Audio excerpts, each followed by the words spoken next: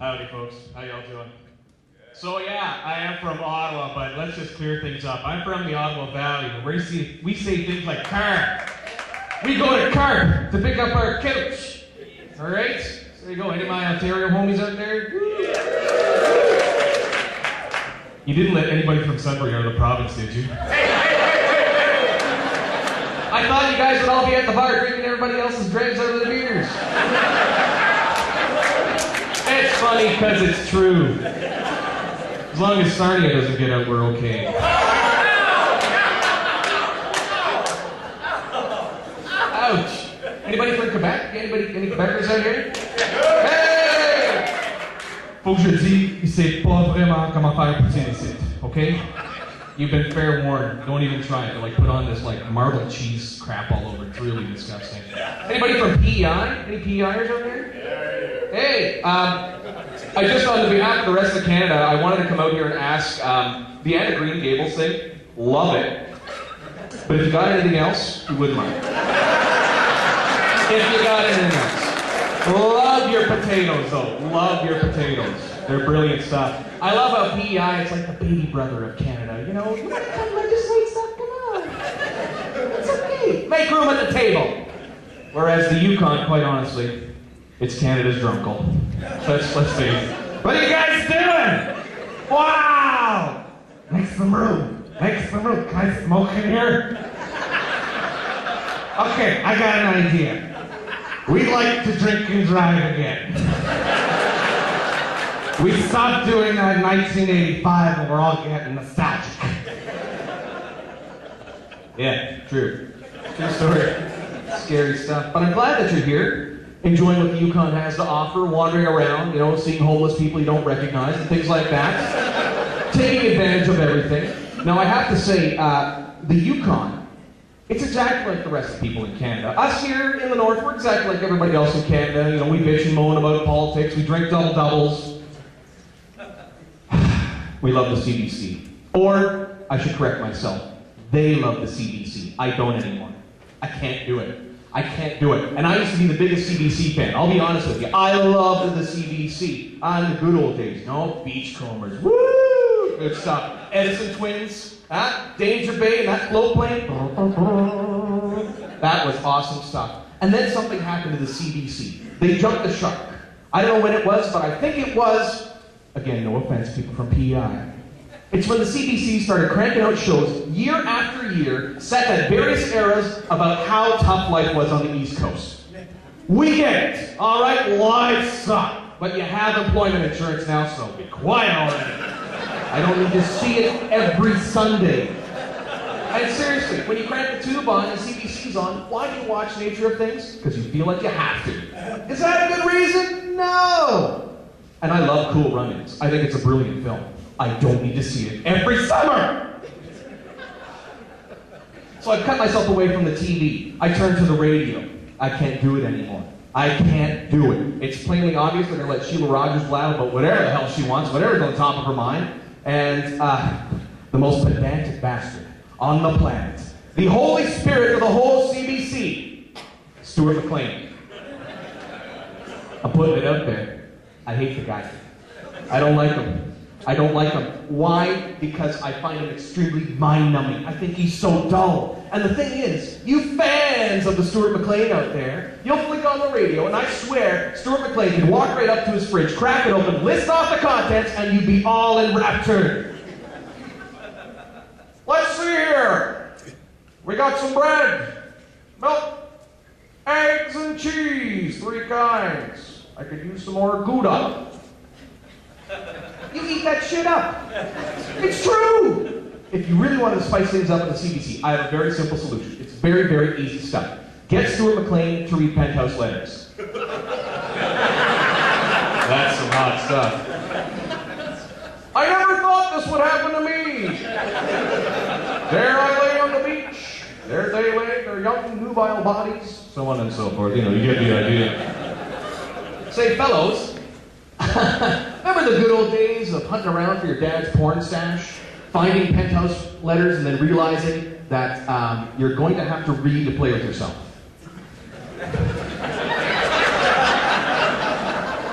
For those of us that lived in the rural communities, let me just say, it was a wonderful time when the Sears catalog arrived at the door.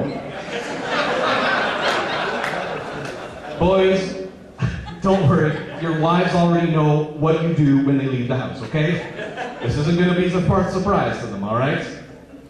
Now, the figurehead of the CBC, I love him and I hate him, both for the same reasons, all right? Peter Mansbridge.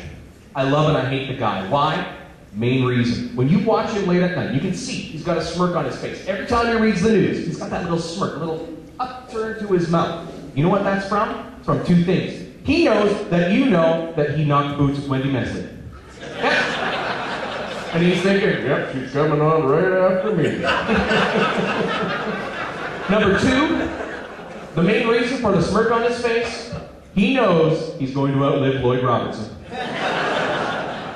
Let's face it, man, Lloyd's looking rough, I swear. As long as they keep on those, hourly mummy injections on him. Oh my God, Lloyd's turned loose! Get the tasers! It's very tough getting rid of the CBC, but I just had to do it. Now, I know you guys have been wandering around Whitehorse a bit, so you're getting an idea of how we live here. And I'm sure by noticing the sheer number of Chinese food restaurants in town, you can see exactly how multicultural we really are. Just to let you know, I am the Italian. So, buongiorno, on behalf of my people, thank you for coming to the Yukon. Seriously, my full name on my birth certificate, Antonio Vincenzo Giuseppe Trombetta. That's pretty good, huh? It's really good. And you'd think, having that foreignness in my blood, as a comedian, you'd think that gave me a lot of mileage. And it kind of works. My dad, he's about this tall, no word of a lie. He's this tall, he's stocky, he's the color of burnt sienna. You look at him, you realize, yeah, this guy walked off the boat at some point in his life, right? He gives me nothing. This is his biggest foreign character trait, That's it. That's all he gives me to work with. It's rough. I took my wife to go see the family for the holidays. We went to Ottawa, and we're going to Christmas dinner, and it started out pretty good and stereotypical. Like we're having a pasta appetizer, before we get to the main course of lasagna. And that was great. And, they're drinking wine, and they're all jammering at each other. Food's flying out of the mouth, Afterwards, we're all relaxing, we're sipping espresso. It's all very nice. And then they're announcing that they're going to sit down and watch Midnight Mass live from the Vatican. All right, that's enough Italianness for me. I'm going to get out of here. I get in the car, I realize I forget something. I walk back into the living room, and they all start looking guilty. Why? Because they changed the channel, and they're watching CSI! Oh my God. Italians, they've just become too gentrified for my tastes. They're just not stereotypical enough for me. And as a result, I kind of feel a little insecure in my Italianness. And from the sense of the room, I think you guys are too. Any paisans out there? None? What? You don't let Italians fight fire? That actually makes a lot of sense. We're just keeping you in business, you know what I'm saying?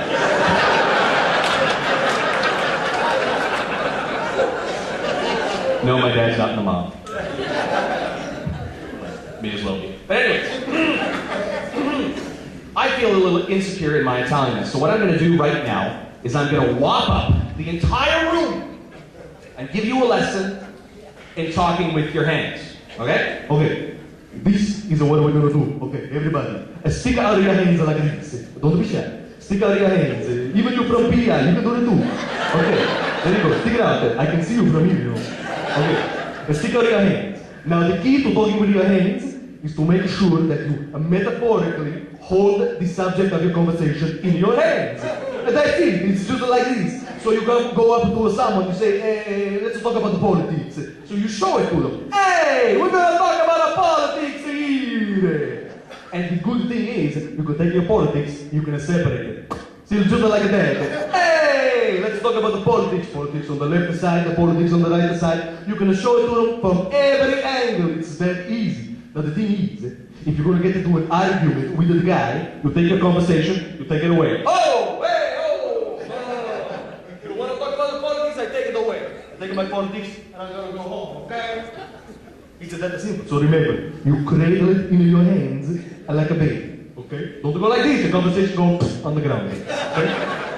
Like this. But that's it. It's very simple. Thank you very much.